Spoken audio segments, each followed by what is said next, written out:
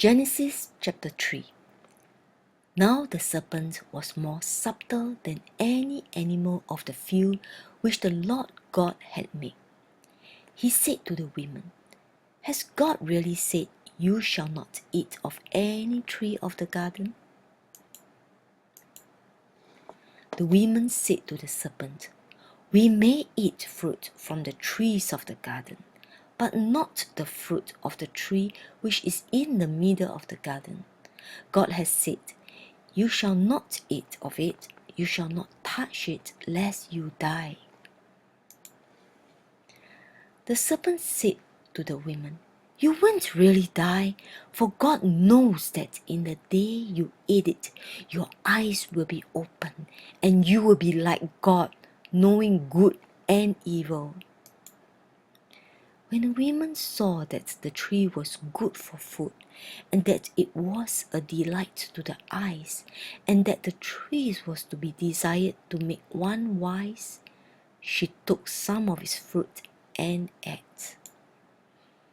Then she gave to her husband with her, and he ate it too. Their eyes were open, and they both knew they were naked. They sewed fig leaves together and made coverings for themselves.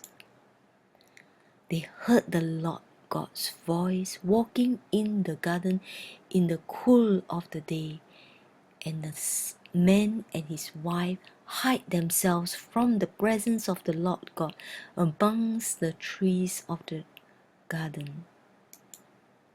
The Lord God called to the man and said to him, "Where are you?" The man said, "I heard your voice in the garden, and I was afraid because I was naked, so I hid myself." God said, "Who told you that you were naked? Have you eaten from the tree I commanded you not to eat from?" The man said, "The woman whom you gave to be with me, she gave me fruit from the tree, and I ate it." The Lord God said to the woman, "What have you done?" The woman said, "The serpent deceived me, and I ate." The Lord God said to the serpent, "Because you have done this, you are cursed above all livestock and above every animal of the field. You shall go on your belly, and you shall eat dust all the days of your life. I will put hostility between you and the woman, and between your offspring and her offspring.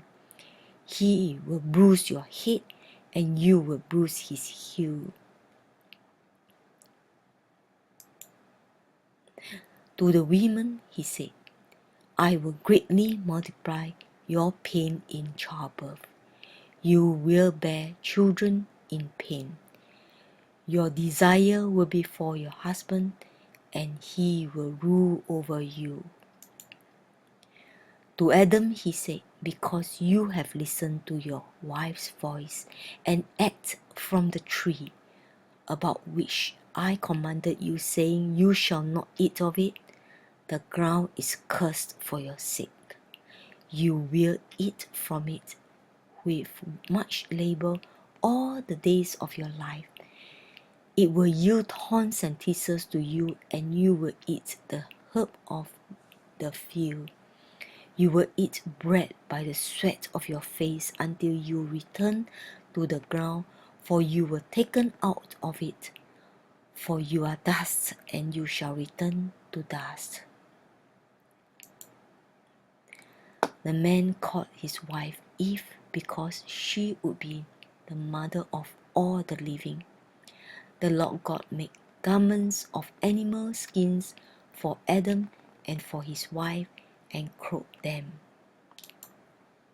The Lord God said, "Behold, the man has become like one of us, knowing good and evil.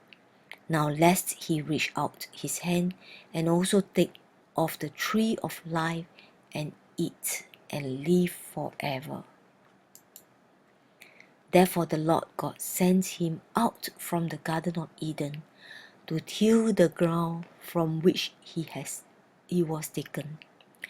So he drove out the man, and he placed cherubim at the east of the Garden of Eden, and a flaming sword which turned every way to guard the way to the tree of life. Thank you for reading the Bible with us.